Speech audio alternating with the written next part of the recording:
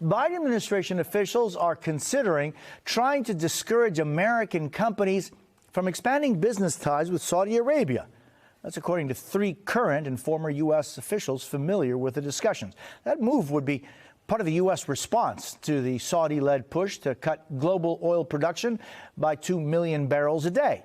With us now to talk more about this is NBC News Pentagon correspondent Courtney Kube. Courtney, good morning. What do we know about this? That's right. So the United States, the Biden administration, has made no secret about the fact that they are very upset about the decision by OPEC just a couple of weeks ago to cut oil production. So we've been speaking with a number of administration officials and former officials to see what exactly they can do to squeeze Saudi Arabia to try to convince them to change the production of oil. Now, one thing that we've heard, the reality is there aren't a lot of good diplomatic opportunities for them. But one thing that we have heard now is that the administration is considering trying to use American businesses. Now, this would hit Mohammed bin Salman, MBS, right where, and one of his main priorities, that is expanding business in Riyadh. He has this initiative that hasn't gone into effect yet that says that some of these major companies have to have their regional headquarters in Riyadh by 2024. And if they don't, they will no longer get some of these lucrative government contracts. Because of that, a number of American companies are reconsidering where they have their regional headquarters.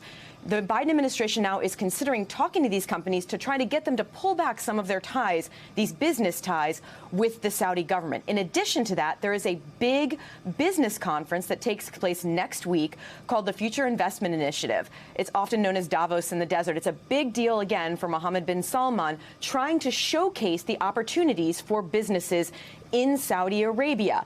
The U.S. officials have now told us that they will not send any senior U.S. government officials to that conference.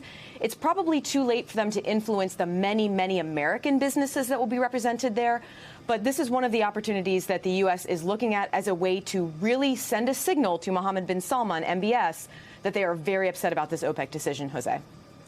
And so, Courtney, just it's not something that they've actually started to do, but rather they're considering doing? Exactly. So they have not started reaching out to these companies, according to the officials who we spoke with.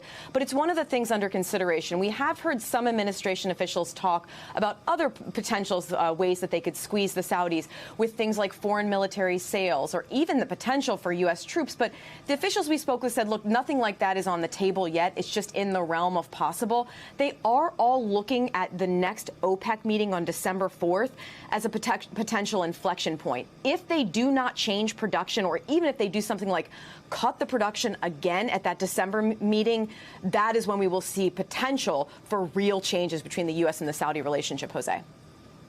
Courtney Kube, thank you so very much.